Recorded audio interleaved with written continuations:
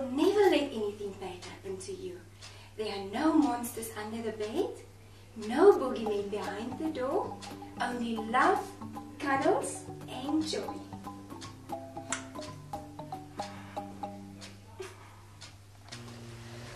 Viewers, what was the first word you learned when you learned to speak? For many of us, it was the word no. We teach our children this word mainly for their own safety. Welcome to a program 1 in our English video learning series for grade 6. From the Hardip Educational Multimedia Project in Namibia, our lesson today discusses parts of speech. We will talk about the direct and indirect speech, question forms, and negative forms of sentences. We hope that by the end of this lesson, you will be able to correctly use different parts of speech, including direct and indirect speech, question forms, and negative forms.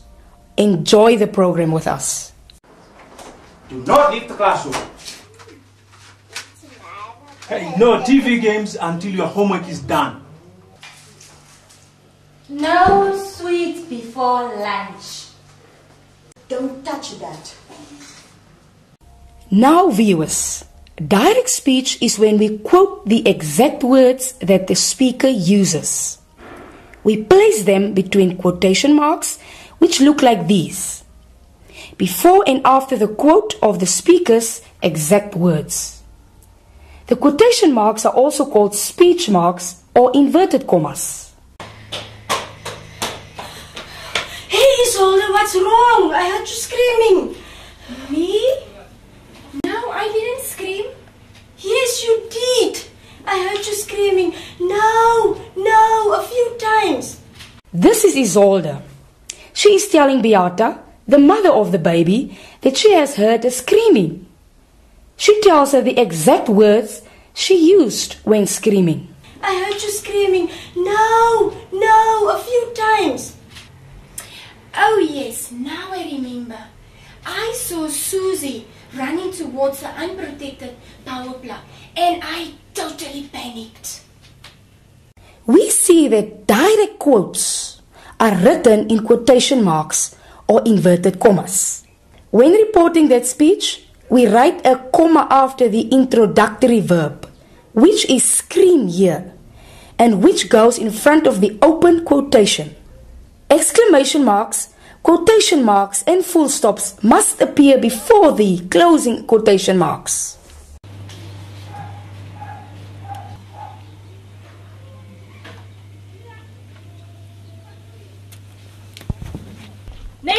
Neighbor, come, Marco. I want to tell you something. Come here.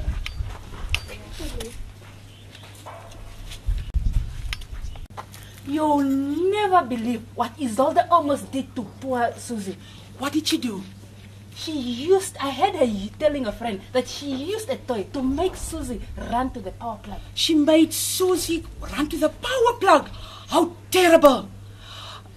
Are you sure? My dear, I heard her saying Susie was running to the power plug. I heard it with my own ears. Now, viewers, of course this is not what the mother said at all. But this is probably what the gossip lady heard.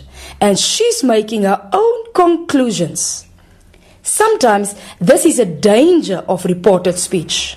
Indirect speech or reported speech is when we do not use quotation or speech marks to quote the speaker's exact words, but we report in our own words what they said.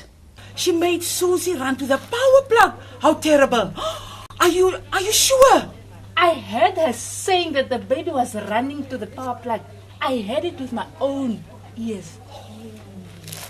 So in writing indirect speech, we remove or do not use the inverted commas, question marks, or capital letters as in a quote of direct speech, unless it is a name, of course. Now, let's look at the question form of sentences. Daddy! Hey, my big boy! How's my boy doing? I'm well, Daddy. Okay. Mom said she will not buy me sweets again. Mom said she will not buy sweets for you. And why not? I don't know, Daddy. Were you naughty again, Innocent? No, Daddy. Okay, let's go find out from Mom. Viewers, we see that questions are used when we want information. We get several different kinds of questions like yes questions and no questions, where we want the person responding to the question to give us a yes or a no answer. Were you naughty again? Other kinds of questions use what we call the W words. They ask what, who, which, whose, when, where, why, and how. Of course, how is spelled with an H and not with a W. These questions are unlimited. Many different answers can be given. Dad, when are we coming to Swakopmund? What is this about Swakopmund again? But where is Swakopmund and how far? Who talked this Swakop story into your head again, Innocent? But why are you not answering? Finally, let's look at the negative form. Are we going to Swakopmund? No, my son, we are not going to Swakopmund. With the negative form, no states that it is not true or it's not going to happen. It is not allowed and so on. The negative form sometimes sounds impatient and not very polite. Are we going to Swakopmund? No, my son, we are not going to Swakopmund. A negative sentence or statement states that something is not true. Add the word not after the auxiliary verb. Viewers, today we learned how to use different parts of speech correctly in sentences in the English language. The direct speech uses quotation marks to indicate the direct words of the person speaking. Quotation marks falls away when the speaker's words are retold by someone else. When using indirect speech, we add an introductory verb. The verb changes the sentence from direct to indirect speech.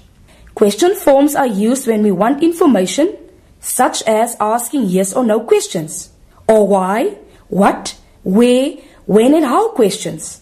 And the negative form indicates that the earlier statement or question was not true or will not apply.